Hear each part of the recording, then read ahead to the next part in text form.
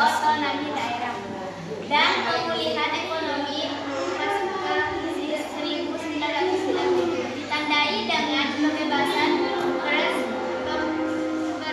KKN serta pembangunan infrastruktur dan sumber daya manusia untuk meningkatkan kualitas hidup.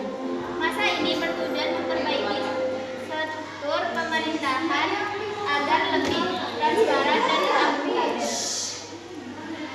Selanjutnya akan dibawakan oleh pemateri kedua. 1. Latar belakang dan tujuan reformasi. Latar belakang krisis ekonomi 1997, KKN, korupsi, kolusi, nepotisme merajalela serta menurunnya kepercayaan rakyat terhadap pemerintahan Orde Baru. Tujuan menata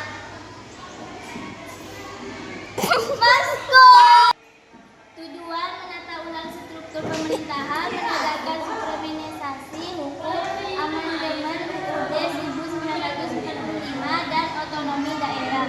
Selanjutnya akan dilanjutkan oleh pemateri 3. 2. Kebijakan pembangunan masa reformasi politik, melaksanakan pemilu, demokrasi, pembatasan masa jabatan presiden, kebebasan pers, dan penguatan peran DPR.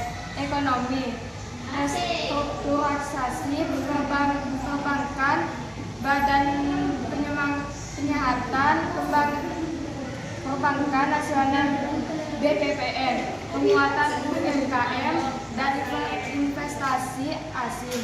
Sosial budaya, pemerintahan KKN dengan membentuk KPK, Komisi Pemberantasan Korupsi, otonomi daerah yang luas serta perbaikan kualitas pendidikan.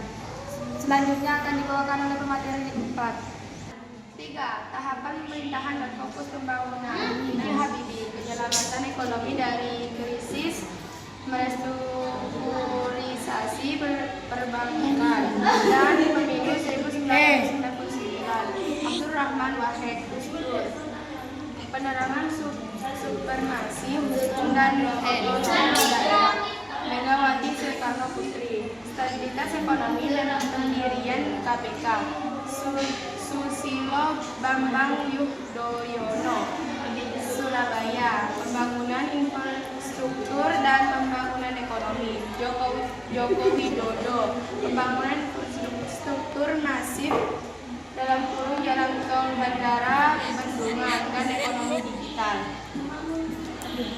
4. Tantangan pembangunan reformasi. Korupsi yang masih sering terjadi, ketimpangan pembangunan antara wilayah, pengangguran dan kemiskinan, konflik sosial dan hukum. Sekian presentasi dari kami tidak mohon maaf. Assalamualaikum warahmatullahi wabarakatuh.